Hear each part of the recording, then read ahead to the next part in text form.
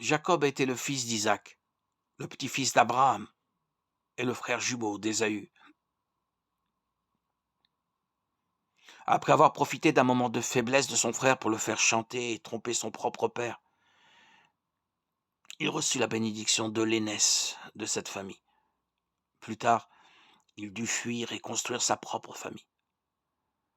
Cependant, le fardeau d'être un menteur et un trompeur le poursuivait. Bien des années plus tard, Jacob pria Dieu pour que son frère ait pitié de lui et lui pardonne ses erreurs.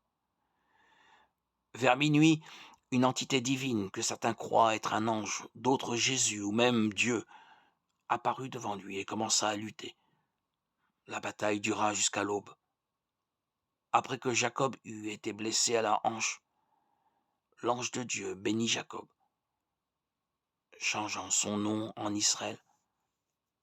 En plus de laisser derrière lui un passé rempli de mensonges, de tromperies et de trahisons, Jacob reçut l'opportunité d'écrire une nouvelle histoire.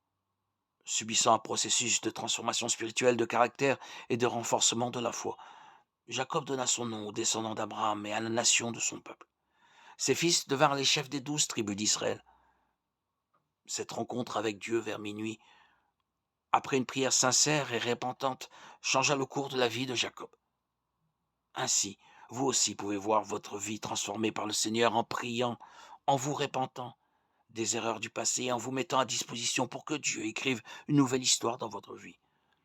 Vous aurez une nouvelle identité, celle d'enfant de Dieu et d'héritier aux côtés de Jésus-Christ. Contrairement à Jacob, vous n'avez pas besoin de lutter contre quelqu'un car la bataille contre le péché a déjà été remportée par le Christ sur la croix.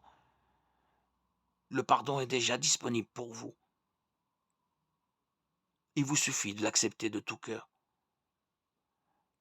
En tant que fruit de cette transformation, non seulement votre vie et votre maison seront bénies, mais aussi vos enfants et les enfants de vos enfants pendant de nombreuses générations.